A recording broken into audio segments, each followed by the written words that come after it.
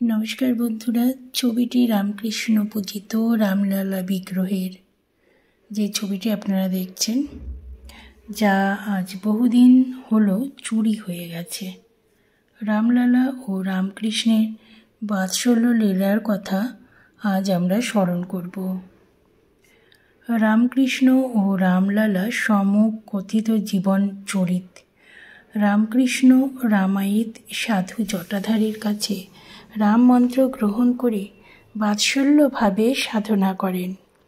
বাৎসল্যভাবে সাধনকালে তিনি রামলালা অর্থাৎ বালক রামচন্দ্রের একটি ধাতু মূর্তি পূজা করতেন।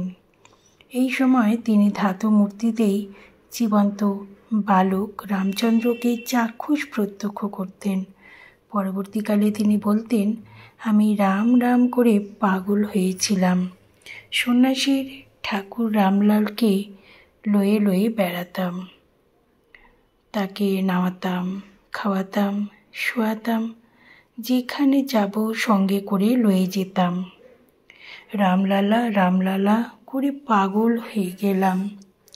আমি সত্যি সত্যিই দেখতাম রামলালা আমাকে ঘিরে আনন্দে নাচছে। কখনো আবদার করে আমার কোলে উঠছে, পরক্ষণেই কোল থেকে নেমে লাফিয়ে এদিক ওদিক দৌড়ে বেড়াচ্ছে বা বাগানে গিয়ে ফুল তুলছে। কখনো গঙ্গায় নেমে জল ছিটিয়ে সাঁতার কাটছে। কত বোঝাতাম, বাবা এরকম করো না, রোদ্দুরে ঘুরে ঘুরে পায়ে ফোস্কা পড়বে, এতক্ষণ জলে খেলা করলে সর্দি হবে, ঠান্ডা লাগবে, কে কার কথা শোনে। আমি যেন অন্য কাউকে বলছি। কখনো কখনো তার দুই পদ্ম পলাশ আঁখি মেলে আমার দিকে এক দৃষ্টে তাকিয়ে থাকবে বা ঠোঁট বেঁকিয়ে ভেঙচি কাটবে। আমি তখন সত্যিই রেগে যেতাম, খুব বকতাম, বলতাম দুষ্টুমণি রোসো, এমন কিল মারব যে হাড়গুলো গুঁড়ো হয়ে যাবে। হাত ধরে টেনে হিড় হিড় করে রামলালাকে টেনে আনতাম, কখনো জল থেকে, কখনো রোদ্দুর থেকে। হাতে কিছু দিয়ে ভুলিয়ে ভালিয়ে ঘরের ভেতরে খেলতে বলতাম।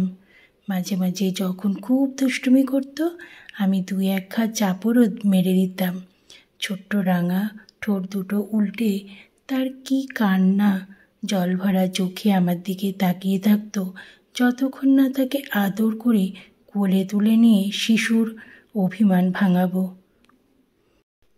সত্যি সত্যি আমি রামলালার সঙ্গে এইভাবে খেলেছি। স্বয়ং শ্রী রামকৃষ্ণের কথা। আপনাদের কেমন লাগলো অবশ্যই জানাবেন।